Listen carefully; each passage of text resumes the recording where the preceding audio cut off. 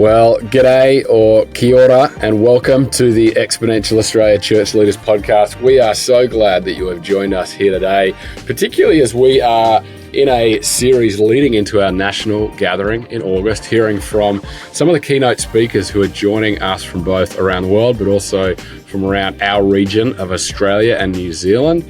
And if you didn't already pick it up, judging by my introduction, it is an absolute joy to have a Kiwi brother with us on the podcast today. We are joined by Sam Harvey, who first joined us on the podcast.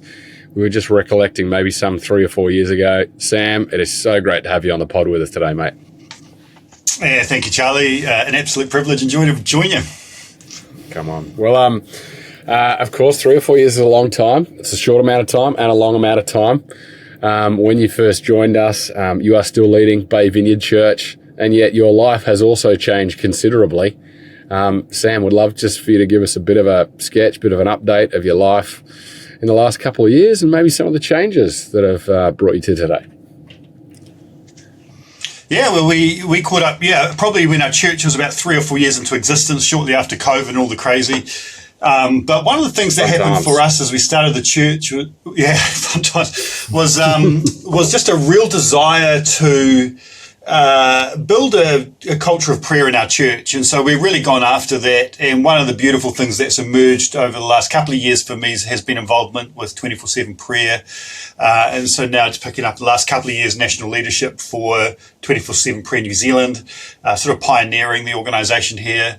And so that's been just an incredible privilege, incredible joy to not only continue to love and serve my local, but to share on the church when it comes to prayer, mission and justice around the country. So, that's the big change in terms of our ministry world. And then there's the rest of it, kids getting older and, and I'm getting older. Yeah. So good, mate. Well, hey, we're going to jump into a whole bunch of things today, particularly want to hear some of, what that looks like in New Zealand at present. Also, we're going to talk about, obviously, the national gathering coming up in August and just some of the heart that you bring into that and even whetting the appetite of our listeners today. But I guess where I'd love to start is particularly as you've stepped into that national role, as you've been in that role for, I guess, the last, almost 24 months. What has your definition of success looked like as you've kind of been tapping into the different things that are happening around New Zealand, the way that the Spirit's moving, the way that the church is rallying?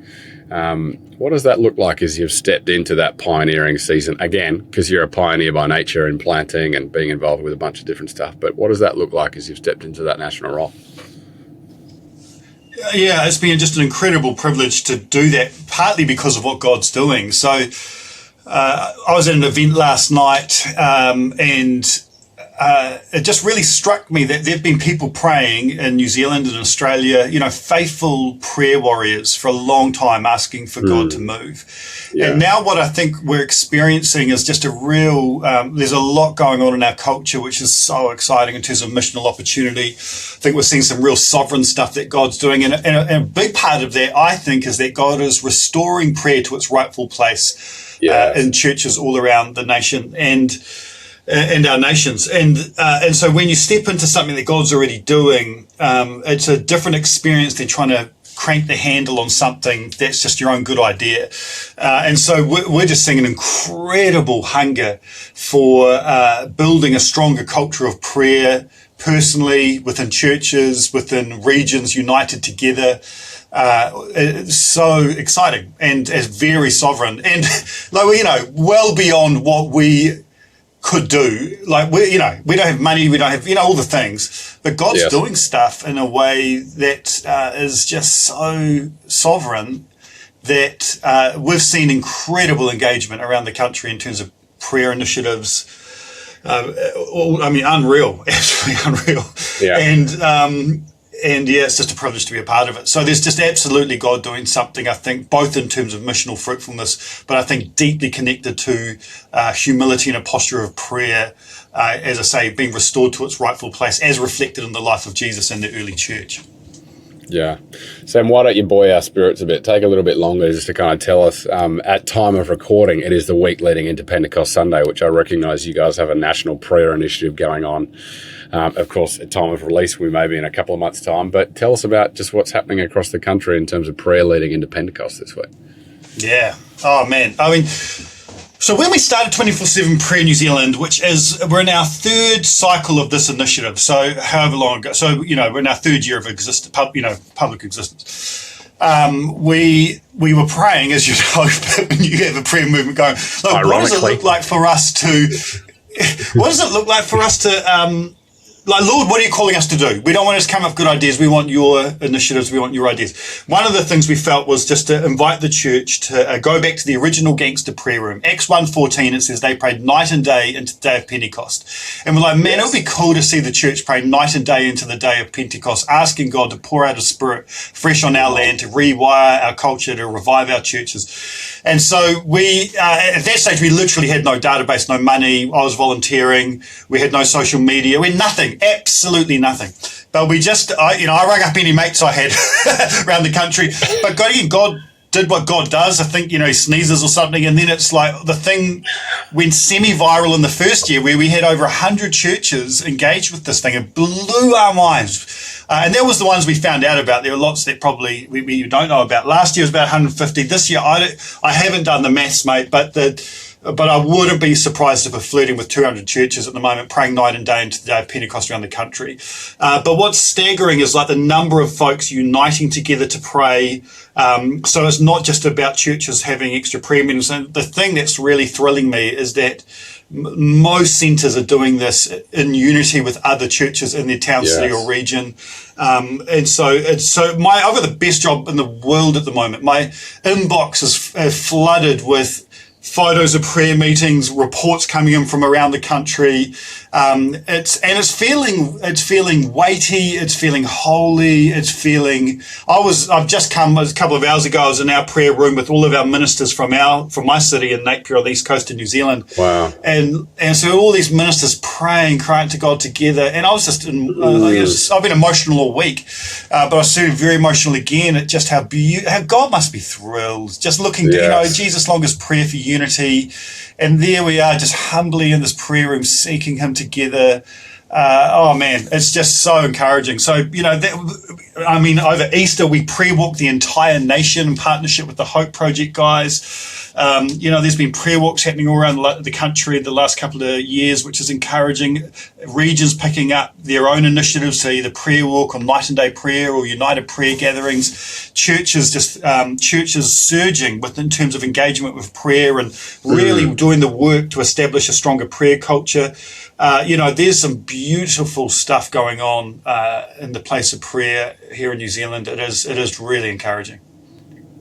Wow, Sam, so encouraged already, and I think that's just definitely a testament to what's happening across our region. Of course, Australia and New Zealand have their own unique identities, but in many ways we're siblings, and the Lord's kind of working powerfully across our region at the moment, and we long to see much more of it because we know in many ways we are just beginning to scratch the surface. Exactly. Where I'd love to take our convo now, Sam, is particularly obviously you carry multiple roles. You carry this national role. You're a church planter, church leader, first and foremost. You're a husband, you're a father, you're a follower of Jesus. Particularly as we move towards our national gathering in August, one of the things that you're going to be speaking into as part of this theme of multiplier, how a healthy leader has a lasting impact, is of what it means to actually be, healthy spiritually. If we're going to be people that are going to pour ourselves out to God and pour ourselves out to others, just as the New Testament says, as a drink offering to the Lord, how do we keep healthy in the midst of all the things that we're doing? And I've loved some of our yarns offline just about your rhythms, your life, the way that you live your life. Maybe give us just a bit of a glimpse in on what that means to you and how you do that in the midst of all that you're carrying. Yeah, so, I mean, it's a huge question, and I don't feel like a pro. You know, I think there's pros out there. I don't know if I'm a pro. I specialise in being a bit of a muppet, to be honest. But I think God seems to love using muppets, which is really encouraging. I've been in full-time ministry now, I think it's like 23 years or something, and I grew up as a vicar's kid, blah, blah. So I've been, in the scene for a long time. And what I've come to realize is that ministry, the pressures of ministry, and there's some very real pressures there, I think is just an incredible gift of God in terms of our own sanctification and our own walking into wholeness. And I've experienced a sense where anything that's a bit broken in me, and there's a lot, that ministry seems to highlight that. Again, not a bug, but a feature. Bring it to the surface. It's a gift. And so, yeah, absolutely. And so there is an invitation undoubtedly within ministry to go, there's an intersection. No one sees it. It's just you and the Lord. But it's like, will you walk into wholeness? I call it hugging the cactus with Jesus, embracing that most painful part of your life or what's been boarded up, but actually just saying, I'm going to face this with Jesus. And so for the first probably 10 or 15 years of my ministry life, I wound up in some form of counseling almost every year. Where it was just like, man, stuff just got brought up, and I was like, I've got to work through this. I've got to hug the cactus. And it's like an Eastern narrative on lots of ways where it feels like death. It's not fun ringing up the counsellor. It's not fun confessing to your mates. It's not fun responding to an altar call for the 100th time on one, but the story doesn't end on Friday, it ends on Sunday, so there's this new life that starts bursting into your world. So I feel like now in my 40s, I'm like, man, I'm grateful I did some hard yakka in those seasons where there's still stuff that bubbles up for sure, and will until I see him face to face one day. But I am convinced of the sanctification of God. I'm convinced that he's inviting us to be transformed from glory to glory. I'm convinced it's possible to rejoice in all ways. I'm convinced that we can experience the peace of God that passes understanding it, be embodied. I'm convinced that we can know the love of God, and we can know our value, and we can find our identity in him. And so that increasingly has become my experience of like the fruit of the Spirit. It's interesting, in John 15, Jesus says, abide in me, bear much fruit. But the fruit, then he mentions, I say this so that your joy will be complete. I say this so that you'd know peace. And then he's like, I want you to be one with my Father, caught up in the triune love of the Father, Son, and Spirit. And then I think Paul perhaps had that in his imagination as he explored Galatians 5. So I'm like, yeah, that's an experienced reality for me increasingly, even with, I've had a very tricky couple of weeks, probably the most challenging couple of weeks in many years in terms of some of the pressures and stuff of my ministry life.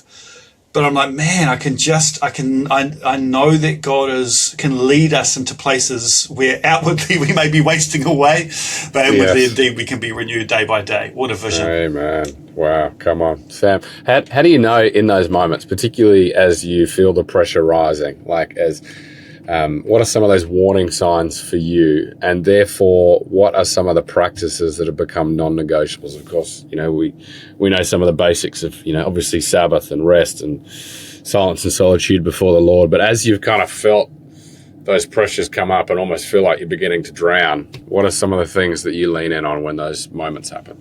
Yeah. Well, just to be really clear, I'm not like some now little guru dude just floating around on a cloud of Zen glory just constantly. I'm so human still.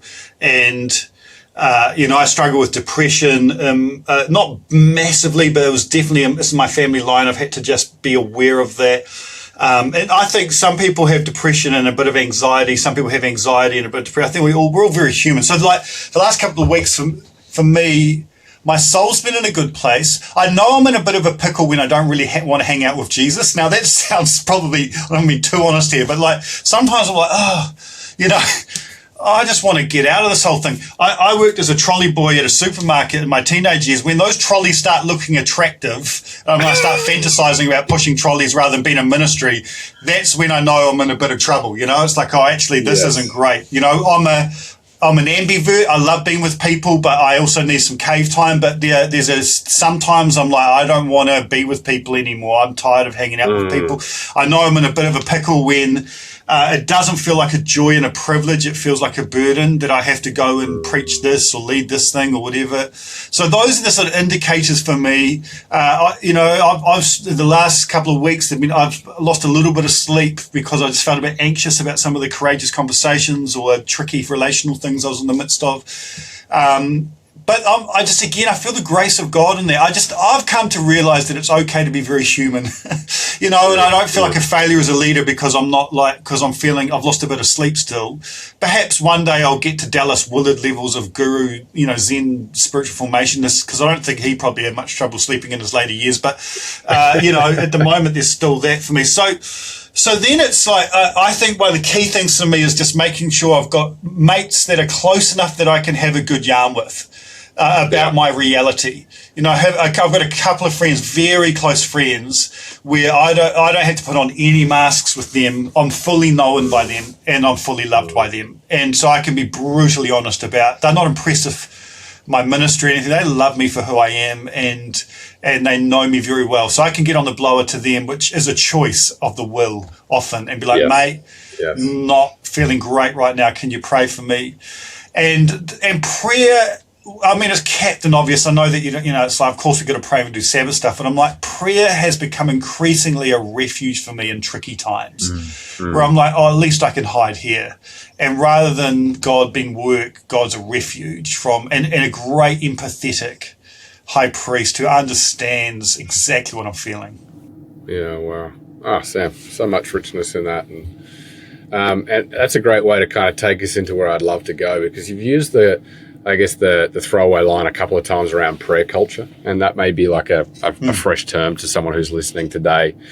And many churches, of course, we all theologically align with prayer. We all say prayer is great, but when it comes to actually creating a culture of prayer in the life of the churches that we're responsible for, it can be a lot easier said than done. What does that actually look like in the day-to-day? And so I'd love, as you've kind of used that line, for our listeners today, if there's a leader, a pastor sitting on the other end of this podcast going, how does one go about creating a prayer culture? What does that look like? Moving from that place of guilt to joy, from duty to desire, to just a fringe activity to actually the central thing that the church does and is known for. What does that look like for you, both in the life of Bay Vineyard, but also increasingly as you're seeing that happen across the country? Well, the first thing is that to build a culture, you have to be deeply convinced that it's worth the fight. Anything in our culture that we want to build is going to be a fight. And so we've got to come to a conviction about the centrality of prayer in the life of Jesus and the early church. I would encourage people to do a study of Luke Acts, and just in the margins of your Bible, just note every single time Jesus prays in Luke and every single time the early church prays in Acts, and you'll start to realize this is not fringe, this is central. And partly the journey, I think, for me and many others that I talk to, is that there's a degree of honest reflection where I think we get to a place where we are less and less impressed with our ministry and we start aching for his ministry. I just got to the point a number of years ago where I was like, man, here's what happened. There's a moment for me. I've been praying for years, this stupid prayer. Don't pray this prayer. You're listed, church leaders, just be very careful about this one. But this lovely vineyard saint had mentioned it to me, and he said, he'd been praying this prayer for years. Lord, anoint me to the measure that you can trust me, and put your finger on anything in my life that would impede your trust. So I began praying that on the regular, and I thought that the Lord would put his finger, I don't know, it was like there'll be some sin in my life he wanted to put his finger on, That was my default kind of thinking, like there'll be something here that needs to tidy up. What happened was that we had a cyclone rip through our city a number of years ago now, and massive. People died. It was a proper event. And the church responded brilliantly, went out there as they do in these moments and just served and loved, shoveled mud away just everywhere. And lots of, we're mobilizing our volunteers and our church to do the same. And in the middle of that cyclone, I felt the Lord answer that prayer for me, where he just whispered to me, but clearly, that moment where it's like, this is the Lord saying. Felt like he whispered to me saying, Sam, we had built a praying church at this point in context. Like we had strong culture, I thought, of prayer. But he just put his finger on this little inner agnostic that still lived in my little heart. And he said this, he said, Sam, you still think that the church long term can do more with the shovel in your city than on its knees. Right. And so, and it was like, whoa. And it was like, And now, and you know, when God speaks, there's so much nuance to it. So it wasn't like he was saying you shouldn't be out there shoveling. That was the time to be out there shoveling. That was absolutely the time to be out there shoveling. But he was wanting to put his finger on this little agnostic where I'm like, this is a good use of our time. Is this doing anything? I had to wrestle with that. And I had to repent, which I did. I was like, God, you're right. There's something in me that doesn't believe still that this is worth the ongoing fight to put prayer in its rightful place. And so there's just a conviction in my heart now where I'm like, this is key. And I believe that you are the God that hears and answers prayer. I also believe that we're deeply shaped in your presence. And so the more that if we want to see missional fruit, the more we can hang out with the God of mission, the greater our fruitfulness, because with prayer, I think there's this element of intercession. God, we want you. One of the great prayers of 24/7. Come on. It's like, your kingdom come is a prayer that Jesus asked us to pray. And there's something sovereign that I think God does as we do that. But also I think in prayer, we become the answer to a lot of these prayers by our hearts getting transformed to become more like Jesus. And so over the years now, I'm utterly convinced. I'm like, we're about to buy a building that's an answer to prayer. We just ran an alpha course that was just, we're in the middle of it. It's just unreal what's going on. We've got a dude that came to faith, last year actually, total non-Christian, utterly sovereign, God chasing him. He's high on drugs. And then his vomit starts speaking, turns into this thing and starts speaking to him saying, you've got to read your Bible.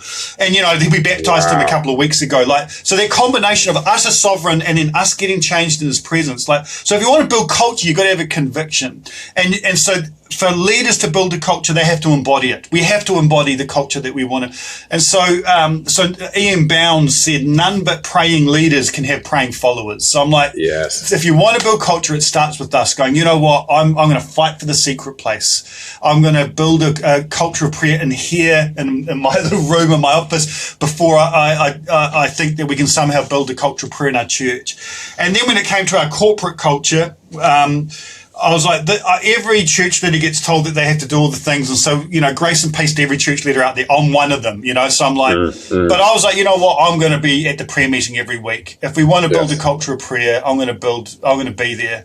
And so we started looking at best practice. It's amazing to me that we put so much thought and energy into Sunday services, and I'm massively into that.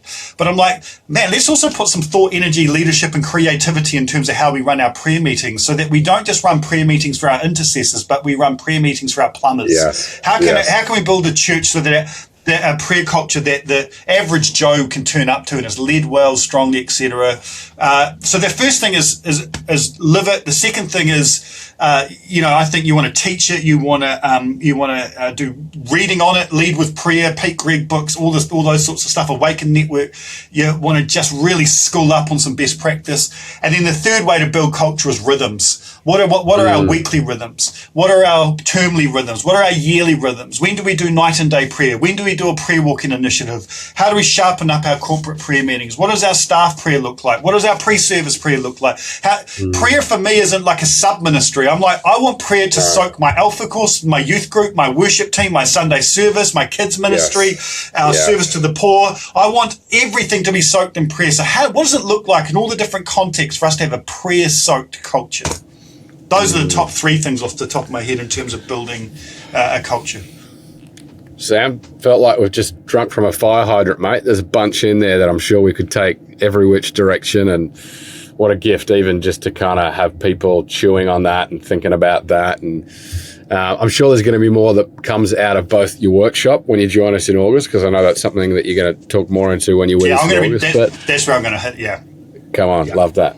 But I want to talk now a bit about, you're obviously one of our keynote speakers, and on your, as part of your session, you're really going to be diving into one of our internal gouges of a healthy multiplier, which is around mental and spiritual health. And in simple language, I wonder if you just kind of unpack as you kind of got the invitation, as you heard that this is the thing you're going to be talking on, and as the Lord begins to speak to you, what does that gouge mean to you, particularly as, and it's a cliche, but there's a reason it's a cliche. We can only offer to people what we've experienced. We can only kind of invite people into that which is something we have where we've been already. And so why is it so important? Why do leaders need it? What's some of the insights that you can already for our listeners begin to offer as we head towards our national gathering? Yeah, I can't wait. And look, between now and when this podcast comes out, my talk may change. In between the podcast and when we get together in August, the talk may change. But if I was getting up there today to share that talk, firstly, utter privilege to cheer on the church leaders and the absolute legends that are going to be in that room. The thing that's in my heart around that mental and spiritual gauge is that I think the more that I've tracked with ministry and just soaked in the Gospels is I've just come to the conviction that how we do it is as important, if not more important, than what we're called to do. And that Jesus, and certainly in the epistles, there's just so much around how we do it that for Paul, there's two burning visions. There's the burning vision of what he's called to preach the gospel to the Gentiles, plant churches. Burns them. But also there's a burning vision in Paul, which I think we've overlooked around how he does it. He writes as much about how it feels when we do this stuff as he does about the beauty of the calling that we have. And so my absolute dream for my little talk at the conference is that the Spirit of God would stir in us an incredible vision for how it feels as we do it. And it would be an equally burning vision as the calling to what we do itself. And so, you think of Colossians 3, clothe yourself with humility and kindness and patience. And you think of Galatians 5 or 1 Corinthians 13, Philippians 2. These are stunning. The language is stunning in terms of what it feels like to do this the way of Jesus, to not just do what he's called us to do, but to do it how he did it. And so this has ruined me in a good way. I'm like, what does it look like to, you say in terms of embodying it. I use the language, it's probably because I've got quite a lot of gang members in our church, but are we smoking what we're selling? Are we at the heart of the kingdom of God is human flourishing, right? And so what is that happening? Is that at the center of our staff culture, the center of my life? Is there in spite of all the pressures and cultural complexity and all the demands of ministry, does it feel like love, joy, and peace in my inner being? And then the imagination of what would it feel like day to day, week to week, if my default setting increasingly was a sense of incredible belovedness, deep, deep peace, and a bubbling joy. Man, that sounds awesome. Is that even possible? I believe it's utterly possible. Utterly possible. Sign me up. And look, mate, the reality for me is that I had my first sabbatical 21 years, I think it was, into full-time ministry. And so I got this vision early in thank the Lord Almighty, early in my ministry. As about 5 or 6 years in, I began to go, I want to build the kingdom the King's way, not the world's way. Yeah. So I just began to wrestle with what that looks like. This conviction I want, and it's been a fight, and I've flirted with burnout and all the things, but absolutely, I'm like, oh man, this can be the richest journey in the world in terms of my inner being. Even in the midst of some of the struggles and challenges and stuff the last couple of weeks, I'm like, man, I've been encouraged, because while there has been absolutely a sense of weariness or a bit of anxiety, or lost a little bit of sleep every now and then, the overarching default still is an incredible sense of love, joy, and peace. And the last couple of weeks would have kicked my butt 10 years ago, but they've taken a bit of a toll, and I need to recover. But oh man, I'm still feeling like there's a bit of an inner playground going on. So that's the thing that I'm pretty excited about sharing, is what does it look like to have a real vision around how we do it? And the mental and the spiritual are obviously key. And for me, the mental stuff's been a fight because of some of the depression stuff in my family line, and the spiritual stuff again has just been a long journey of discovering the riches found in those rhythms and practices that we so easily talk about, so hard to live. But yeah, it's worth it. It's good. Wow. Well, that's a wonderful way to kind of, really give an insight into what the Lord's beginning to speak to you. And if you're anything like me, Sam, then it'll probably change a bunch of times, which is absolutely fine. But God we know is going to speak in and through you and to us. And where I really want to finish our convo now is particularly around as we lead to conference, of which, praise the Lord, God is working mightily across Australia, New Zealand. We've got delegates coming from all across the region to the degree that our conference is already sold out. And we're trying to do all we can to make room. And, it's clearly not anything of our doing, but a litmus test of what feels like God is doing across Australia and New Zealand right now. Some of the renewal, some of the unity, some of the hunger and fresh openness that you've already talked about. I guess where I'd love for you to just finish for us today, Sam, is particularly talking about both what Australia and New Zealand can really be learning from one another in this season. Like what is God doing in New Zealand that Australia can learn from? What are some of the things that you're seeing in Australia that our Kiwi brothers and sisters can learn from? And particularly as we head into conference, what are you sensing the Lord wants leaders to walk away with from our time together in August? I mean, I can't speak of where Australia needs to grow. I've got no critique of here's some stuff. Have a crack, mate. Have a crack. I've been blessed. No, but mate, I've been blessed by the church leaders in Australia massively. We went over a couple of years ago to the 24/7 conference in Australia, and I was actually really humbled by how kind they were, how generous they were, how much they loved all the Kiwis there. We joke about giving each other jit and stuff, but I'm like, there was just none of that actually. It was just nothing but love and honouring and encouragement. And I went there wanting to give a bit of stick and just felt so humbled by the posture of the Australian leaders that I was sort of like, sheesh, I just was really.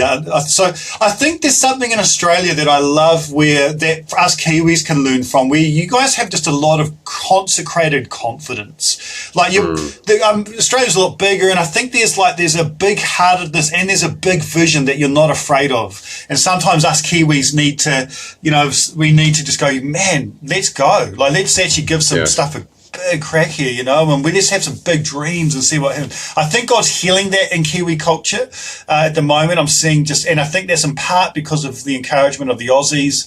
And so I'm really grateful for that. And in New Zealand, I know that, I don't know, again, I don't know what would be a blessing where you guys, oh man, it's cool the way you guys do that. I think there is some stuff in terms of our bicultural journey that's a real, is a beautiful thing that would be, I think, a real encouragement to the Australian church. And I think, and all I do know, and I don't think it's because Australia doesn't have this, but man, in New Zealand, and it's probably the same in Australia, I'm just seeing unprecedented unity around the country. And with big Pentecostal churches who've sometimes siloed themselves historically because they're really self-sufficient, actually leaning in beautifully, and Catholics hanging out with Protestants, and little churches and big churches, and there's just an incredible unity bubbling up at the moment that is so encouraging. I think there's a lot to thank God for in terms of the season. I'm grateful for how nuts it is out in culture right now, because I think there's a fresh dependence on God, a fresh desire for unity that is emerging out of some of the cultural pressure. And so I feel like we're in very, very exciting days. Wow. Sam, very astute reflections, and mate, as we've already said, cannot wait to have you with us in August. I feel like this has just been scratching the surface of both your insights, your leadership, what you're going to bring in terms of that theme. So to our Kiwi brothers and sisters, we can't wait to have you. It's going to be an absolute delight to have Sam on platform and sharing on your behalf. But mate, until we see you in August, thank you so much for joining us on the podcast today. It's been so rich, such a joy, such an honor. Thank you, my friend. Thank you, Charlie. Privilege.